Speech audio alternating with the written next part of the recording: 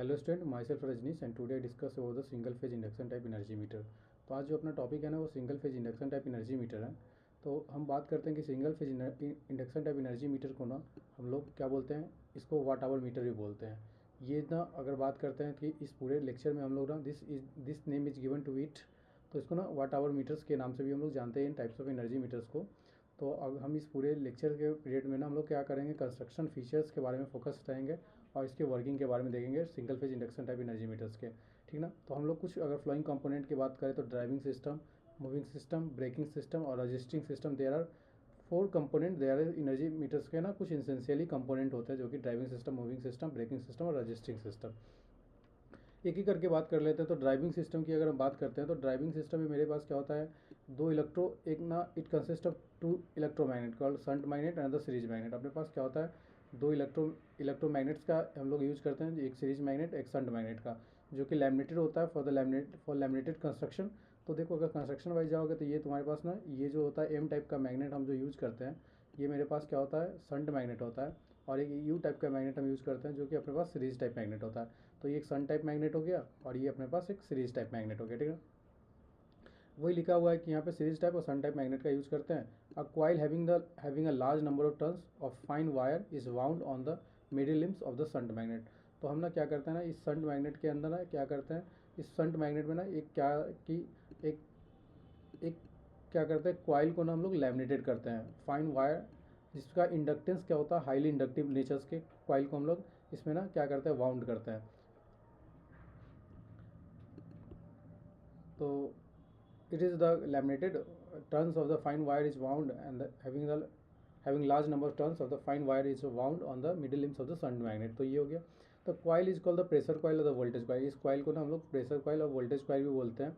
The coil is connected across the supply mains, और इसको connect करते हैं सप्लाई मेन्स से।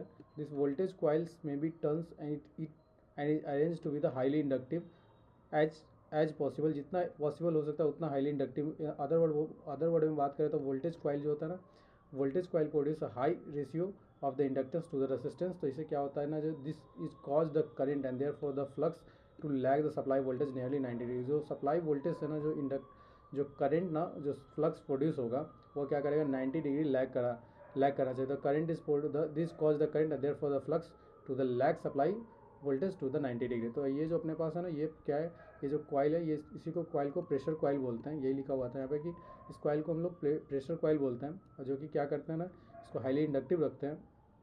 और सप्लाई वोल्टेज से ये क्या करता है, इससे क्या होता है, एक प्रोड्यूस करता है, करंट प्रोड्यूस करता है और उससे फ्लक्स बनता है। और उससे हमारे पास जो फ्लक्स बनता है वो 90 डिग्री क्या करता है ना, ये सप्लाई वोल्टेज से 90 डिग्री, और ये सप्लाई मेन से कनेक्टिंग होता है। ये जो कॉइल होता है ये सप्लाई मेन से कनेक्टिंग होता है। ये सप्लाई मेन से, ये पोटेंशियल कॉइल जो है अपने पास सप्लाई मेन से कनेक्टिंग है। ठीक ना।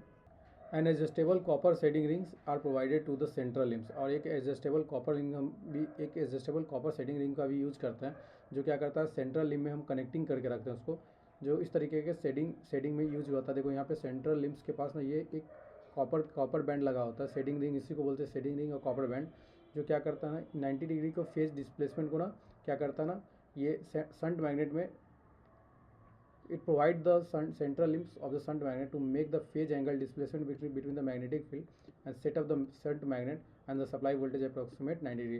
जो शंट मैग्नेट से जो मैग्नेटिक फील्ड सेटअप हो रहा है और सप्लाई वोल्टेज के अप्रोक्सीमेट दोनों के बीच में क्या करें, 90 डिग्री का फेज डिस्प्लेसमेंट को क्या करता है, एडजस्टेबल करने के लिए हम लोग कॉपर सेटिंग रिंग का यूज करते हैं। ठीक ना। Copper setting bands also the power factor correct compensator और द कंपनसेटिंग लूप भी इसको बोलते हैं। This is called the series electromagnet type energise by the coil. अगर हम सीरीज इलेक्ट्रोमैग्नेटिक जो सीरीज इलेक्ट्रोमैग्नेट की बात कर लेते हैं कि series electromagnet is energise by the coil that is called current coil. जो सीरीज इलेक्ट्रोमैग्नेट कॉइल है उसको, ये जो सीरीज इलेक्ट्रोमैग्नेट कॉइल है ये जो है energise by the current coil. ठीक है।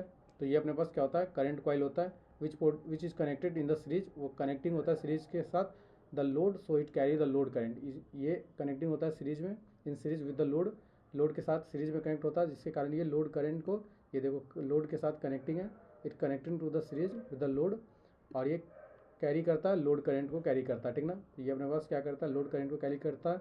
The flux produce this magnet is proportional and it is the phase with the load current. और ये जो फ्लक्स प्रोड्यूस होता है इस मैग्नेट में, the produce by this magnet, जो इस मैग्नेट से जो फ्लक्स प्रोड्यूस होता है वो क्या होता है, लोड करंट के फेज में होता है, ठीक ना।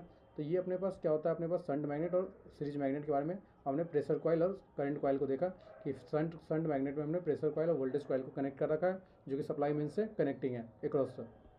और करंट कॉइल हमारे पास क्या है कि हम करंट कॉइल को एज अ लोड के साथ सीरीज में कनेक्ट करते हैं, इससे लोड कैरी, ये करंट कैरी करता है, लोड करंट कैरी करता है, और ये हमारे पास ना फेज में होता है, लोड करंट के फेज में होता है, ठीक ना। और ये हमारे पास वोल्टेज के 90 डिग्री लैग करता है सप्लाई मीन्स से, सप्लाई मीन्स ये बोले तो वोल्टेज से 90 डिग्री लैग करता है, ठीक ना।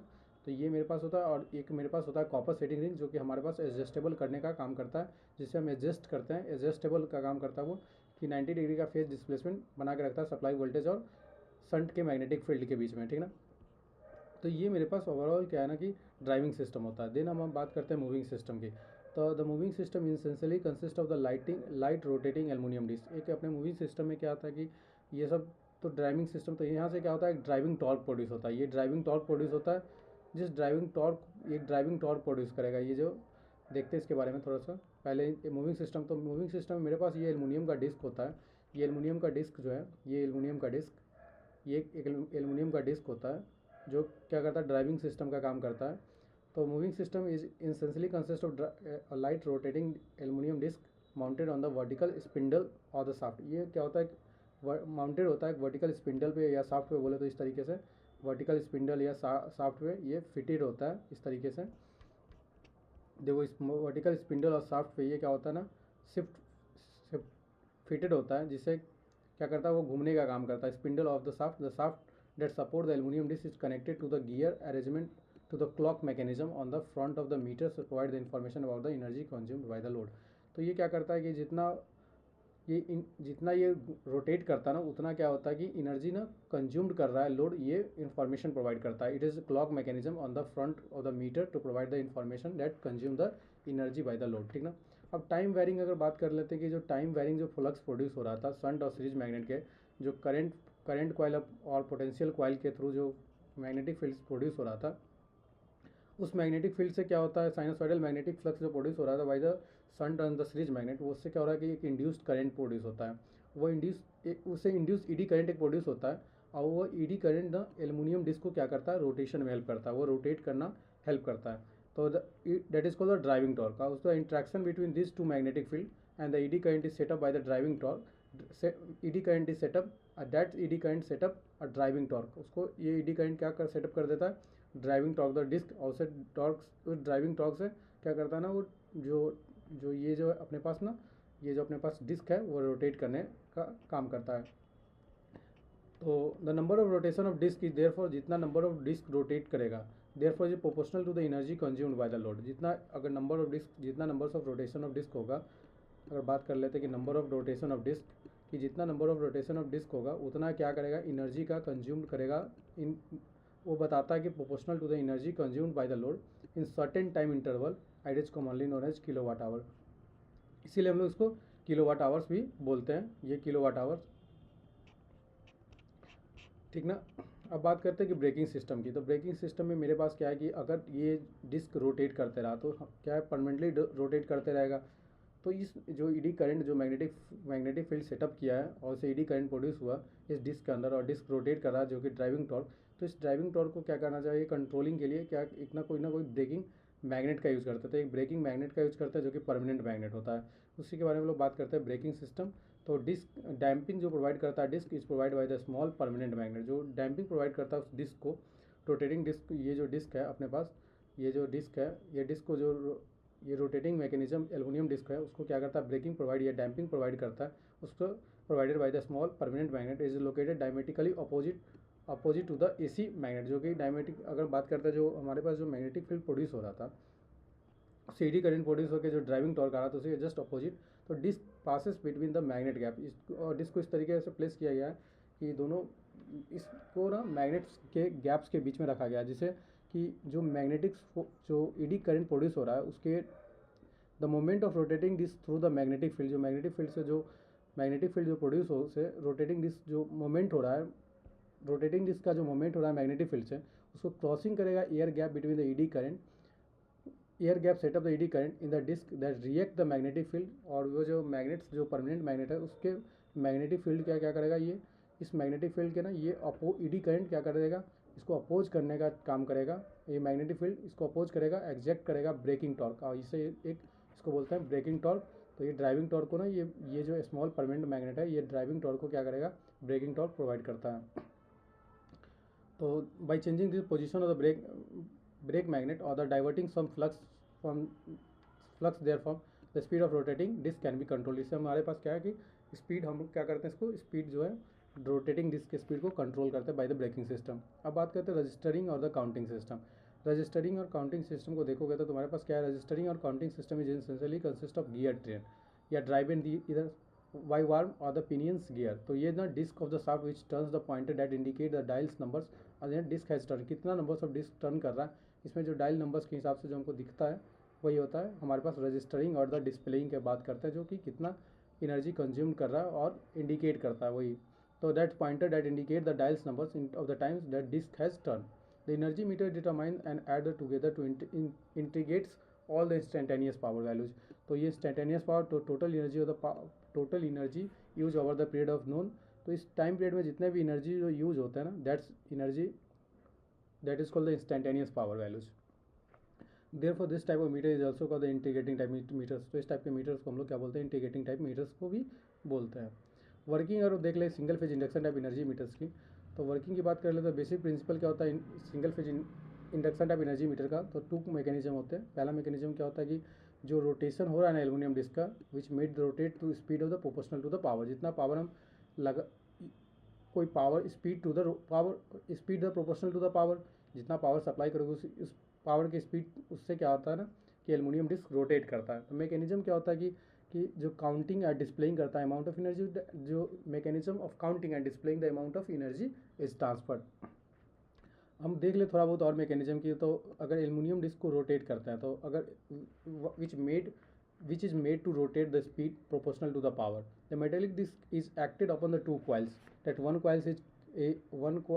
coil is connected or arranged in such a way that produce the magnetic flux. वही हम जो magnetic flux produce करेगा by the voltage, and the other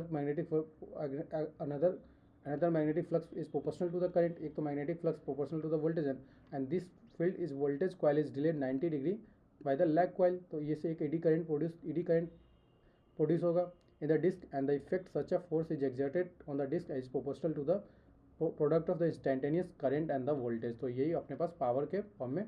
तो ये डिस्क क्या करता है, दैट इज ड्राइविंग टॉर्क, जो कि प्रोपोर्शनल होता है product of the instantaneous current and the voltage से। द परमानेंट मैग्नेट एग्जैक्ट, और जो परमानेंट मैग्नेट जो होता है जो कि ब्रेकिंग सिस्टम के लिए यूज करते हैं, वो क्या करता है, अपोज करता है इस force proportional to the speed of rotation of the disc. This act the brake which cause the disc to stop spinning. उससे क्या होता है कि डिस्क अगर हम पावर कट कर देते हैं, spinning when the power is stop being drawn rather than the allowing to the spin faster and faster. अगर स्टॉपिंग या ब्रेकिंग सिस्टम यूज़ ना करें तो क्या होगा, फास्टर टू फास्टर क्या करेगा, वो रोटेट करता चला जाएगा। इससे क्या होगा कि पावर, तो हमारे पास क्या है कि पावर का एक्चुअल हमारे पास कैलकुलेशन नहीं हो पाएगा पावर का। तो this cause a disc rotate at the speed proportional to the power being in use. जितना पावर, तो इससे ये पता चलता है कि डिस्क उतना ही रोटेट करता है। Disc is rotate to the at the speed proportional to the power being in use. जितना पावर यूज करता है उतना ही डिस्क क्या करता है, रोटेट करता है। ठीक है। मैकेनिज्म की बात करते हैं, display the amount of energy transfer. दो मैकेनिज्म की बात करते हैं तो based on the number of rotation of aluminium disc पे हमारे पास क्या होता है कि उस मैकेनिज्म पे ही हमारे पास डिस्प्ले करता है अमाउंट ऑफ कितना एनर्जी जो ट्रांसफ़र कर रहा है, कितना एनर्जी पावर कंज्यूम कर रहा है, वो डिस्प्ले कर रहा है। तो डिपेंड करता है numbers of rotation of aluminium disc पे। The aluminium disc is supported by the spindle which worm gear and the driver the register is serial dials which record the amount of energy. तो ये अपने पास एक तरह का register ही है, जो serial dials जो यूज कर रहा है कि कितना पावर कंज्यूम कर रहा है और कितना डिस्क रोटेट कर रहा है। तो that register is serial dial which record the amount of energy is used. The dials में भी साइक्लोमीटर्स, ये डायल्स जो होता है वो साइक्लोमीटर टाइप होता है, ओडोमीटर टाइप हम लोग यूज कर सकते हैं, जो कि dial as single digit is show through the window the face of the meter or the pointer types or the pointer indicating each digit. It should be the noted the dial pointer type adjacent pointer gauge generally rotate in the opposite direction due to the gearing mechanism. तो यही सब अपने पास क्या था ना, ये अपने पास ना पूरा का पूरा थ्योरी हो गया। हम लोग ना नेक्स्ट लेक्चर में थ्योरी के साथ साथ थोड़ा सा हम लोग क्या करेंगे ना, इसमें ना मैथमेटिकली बात करेंगे और कुछ torque equation, driving torque, braking torque के बारे में हम लोग देखेंगे, उसका डेरिवेशन देखेंगे मैथमेटिकली। तो ये ना थ्योरेटिकली काफ़ी कुछ था, और इससे ज़्यादा थ्योरेटिकली कुछ है भी नहीं, ठीक है। तो एक बार गो थ्रू करो, अगर एक बार समझ में नहीं आया तो दोबारा से गो थ्रू कर लेना, लेकिन देख लेना, ठीक ना, ठीक है।